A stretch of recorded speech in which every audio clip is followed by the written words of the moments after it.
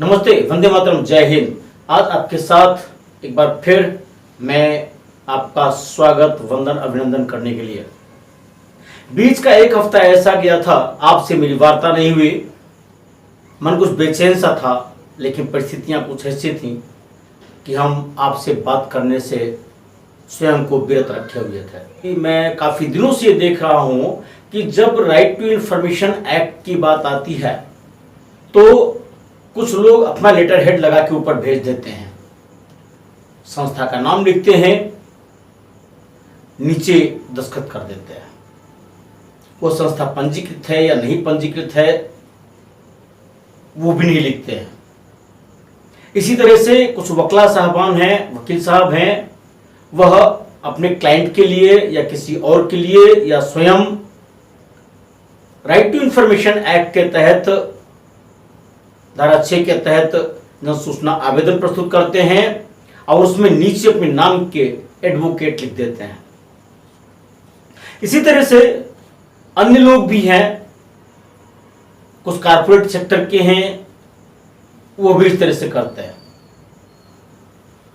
लेकिन ये कहां तक जायज है, इसी बात पर आज हम चर्चा करेंगे।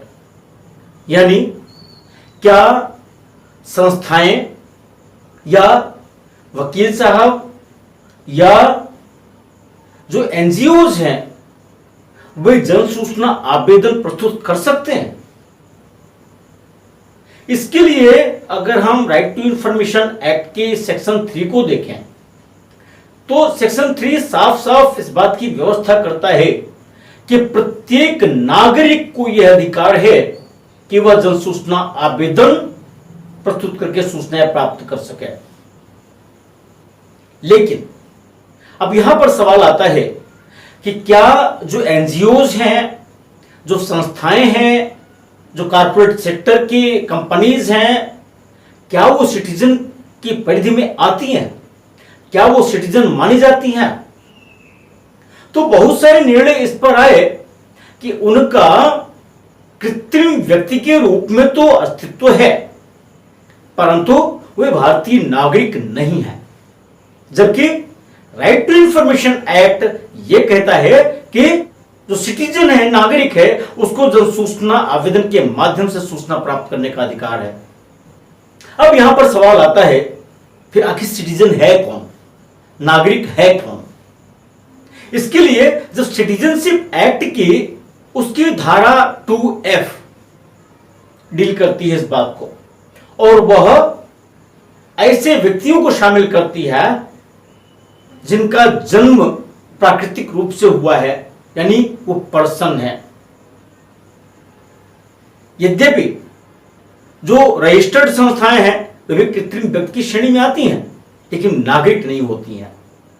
और इसीलिए जब कॉन्स्टिट्यूशन ऑफ इंडिया की आर्टिकल 5 पार्ट 2 को पढ़ते हैं तो वह भी यही कहती है कि जो व्यक्ति भारत की धरती पर पैदा हुए हैं, जन्म से ही वे भारत के नागरिक हो जाते हैं। संस्थाओं के बारे में या कंपनी के बारे में ऐसा कुछ नहीं कहा जा सकता कि वे नागरिक हैं। हां, लेकिन उनके कृत्रिम व्यक्ति होने से इनकार नहीं किया जा सकता। अब सवाल यहां आता है कि क्या कृत्रिम व्यक्ति होने के नाते वे नागरिक बन गए? जैसे अभी हमने एडवोकेट का हवाला दिया, वकील साहब का हवाला दिया, तो क्या बार काउंसिल ऑफ इंडिया या बार काउंसिल ऑफ यूपी या bar council of Madhya Pradesh या कोई भी बार काउंसिल हो, क्या वह नागरिक की श्रेणी में आएगी? सीधा सा सवाल इसका आता है, जब सुप्रीम कोर्ट के जजमेंट्स को देखते हैं तो इसका उत्तर हमको मिलता है नहीं। लेकिन फिर ऐसा क्यों होता है कि माननीय उच्चतम न्यायालय, उच्च न्यायालय या फिर और कहीं उन्हें कारपोरेट सेक्टर के या एनजीओ के माध्यम से जो पिटीशंस जाती हैं उसको एंटरटेन कर लेते हैं? तो यहां पर हमको थोड़ा सा सचेत होने की जरूरत है। इसके लिए सीआईसी का भी एक निर्णय आया था, उसका भी हम जिक्र करेंगे यहां पर। तो उसमें एक साफ बात आई थी, जो कृत्रिम व्यक्ति होता है उसका वजूद कैसे होता है? खुद तो काम करती नहीं, वो कोई कंपनी खुद थोड़ी काम करती है। कोई संस्था खुद थोड़ी काम करती है, उसका प्रबंधक होता है, मैनेजर होता है या सचिव होता है, उसके माध्यम से काम करती है और उसका जो मुहर होता है वही उसका अस्तित्व है। व्यक्ति के लिए ऐसा नहीं होता है। जब संस्था की ओर से ऐसा जन सूचना आवेदन आता है तो वहां पर उनके हस्ताक्षर होने चाहिए, संस्था के जो प्रबंधक हैं, सदस्य हैं, जो भी हैं, और मुहर होनी चाहिए, तभी वह संधार्य होता है, वरना रिजेक्टेड होने की योग्य होता है। अगर हम एडवोकेट के रूप में जन सूचना आवेदन प्रस्तुत करते हैं तो निश्चित रूप से हम व्यक्तिगत रूप से तो भारतीय नागरिक हैं, लेकिन हम जब एडवोकेट के रूप में अपना आवेदन प्रस्तुत करते हैं तो बार काउंसिल के सदस्य की हैसियत से हम प्रस्तुत करते हैं, क्योंकि एडवोकेट लिख रहे हैं। एडवोकेट का मतलब यही है, बार काउंसिल का मेंबर। अब यहां पर हमको तुरंत ही अपना एनरोलमेंट नंबर लिखना पड़ेगा और सील भी लगानी पड़ेगी, तभी इस ढंग से वो जन सूचना आवेदन संधार्य होगा, वरना निरस्त करने योग्य हो जाएगा। तो हम लोगों को क्या करना है, जो जन सूचना आवेदन मांगते हैं उनको क्या करना है कि बेहतर होगा कि अपनी व्यक्तिगत कैपेसिटी में हम सूचना मांगे, व्यक्तिगत रूप से सूचना मांगे।